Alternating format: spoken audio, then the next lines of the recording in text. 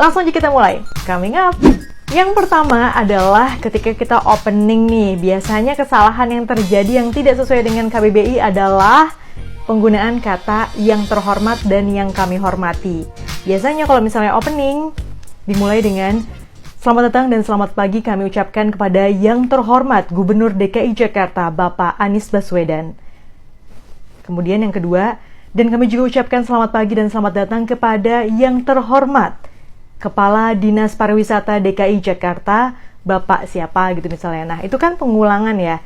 Jadi yang namanya yang terhormat itu cuma ada satu yang paling. Nah, kalau misalnya kalian udah menggunakan yang terhormat nih untuk yang pertama yang paling tinggi, misalnya Bapak Gubernur, untuk yang ke bawahnya jangan pakai yang terhormat lagi, tapi pakailah yang kami hormati. Next, ketika kita mempersilahkan seseorang untuk memberikan sambutan atau untuk maju ke atas panggung untuk membuka sebuah acara. Nah, kesalahan yang biasanya terjadi adalah MC-nya ini ngomong waktu dan tempat kami persilahkan. Oh my god, that is totally wrong. Karena waktu dan tempat nggak bisa dipersilahkan. Yang bisa dipersilahkan adalah orangnya, narasumbernya, atau tamunya. Jadi kalian persilahkanlah orangnya atau tamunya.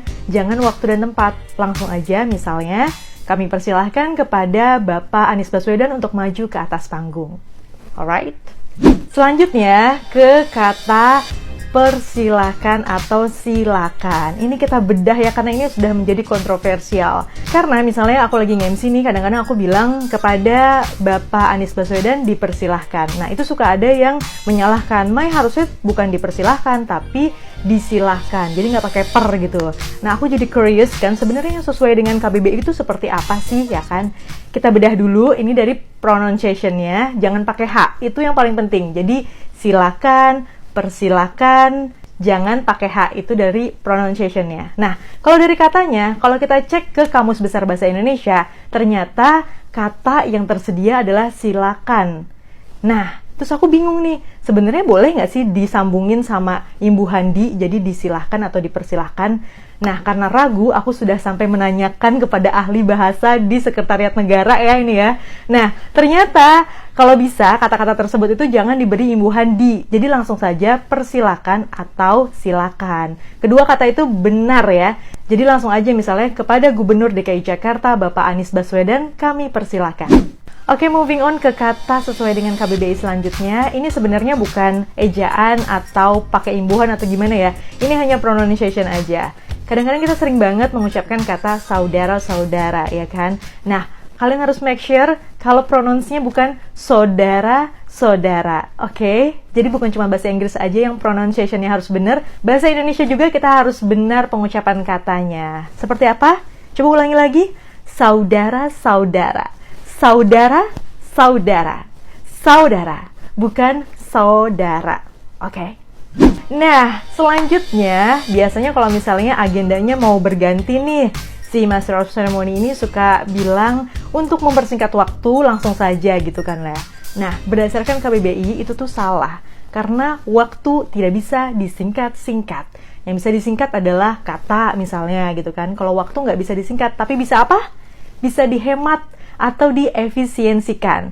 Nah, jadi diubah aja kalimatnya menjadi misalnya nih, untuk mengefisiensikan waktu, langsung saja kita masuk kepada acara berikutnya, yakni sambutan-sambutan.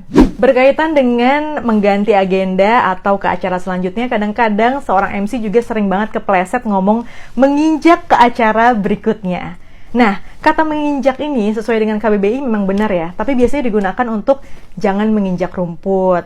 Nah, kalau ke acara berikutnya, jangan menggunakan menginjak, gunakanlah kalimat lain misalnya masuk ke dalam acara berikutnya. Atau langsung saja, acara selanjutnya adalah gitu. Karena kalau kata menginjak ini kita gunakan untuk masuk ke acara berikutnya, kayaknya kesannya agak rancu gitu. Menginjak ke agenda berikutnya, agak rancu. Jadi, gunakanlah kata-kata yang lebih simple seperti acara selanjutnya adalah sesimpel itu guys. Gak usah banyak improvisasi yang malah melanggar KBBI. Selanjutnya, ini nggak pakem sih, tapi untuk pengetahuan kita aja bahwa kalau misalnya lagi ada acara menyanyikan lagu Indonesia Raya, biasanya kan ada kata-kata hadirin dimohon berdiri. Nah, Ada yang tidak setuju dengan kalimat ini, walaupun ini udah widely used ya, udah digunakan di mana-mana, bahkan di acara kenegaraan pun kata-katanya hadirin dimohon berdiri, kayak udah pakem banget gitu. Nah, ternyata dari kalimat hadirin dimohon berdiri ini banyak beberapa ahli bahasa yang tidak terlalu setuju. Karena kenapa? Karena jadi rancu, siapa yang meminta mereka berdiri gitu loh. Nah, makanya ada beberapa ahli bahasa yang pengennya tuh jangan hadirin dimohon berdiri, tapi langsung saja kami mohon hadirin untuk berdiri. Jadi kan jelas tuh siapa yang memohonnya, yaitu si kami ini. Gitu, jadi balik lagi ke kalian, apakah menurut kalian hadirin dimohon berdiri itu udah cukup lengkap? Kalau misalnya belum, ya marilah kita ikuti beberapa ahli bahasa ini dengan menyebutkan kami mohon hadirin untuk berdiri. Last but not least, ini juga kalimat yang selalu digunakan padahal salah.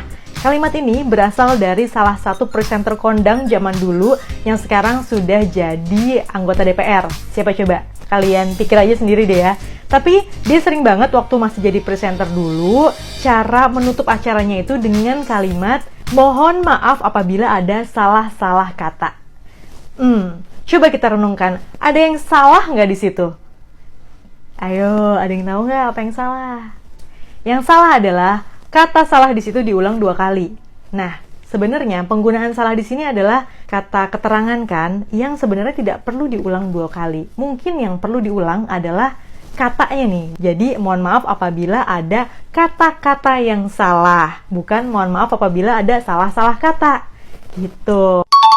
Jadi kedepannya nih, supaya kita menggunakan bahasa Indonesia yang baik dan benar, ketika ada public figure yang mungkin kata-katanya itu sudah membumbung tinggi, mungkin kata-katanya itu sudah terkenal, jangan langsung dijiplak atau diikutin, tapi ditelaah dulu, dianalisis dulu apakah sudah sesuai dengan KBBI atau tidak, supaya tidak terjadi kesalahan yang diduplikasi lagi oleh orang lain. Jadi mulai sekarang kalau kita menutup acara, bukan mohon maaf apabila ada salah-salah kata, tetapi mohon maaf apabila ada kata-kata yang salah.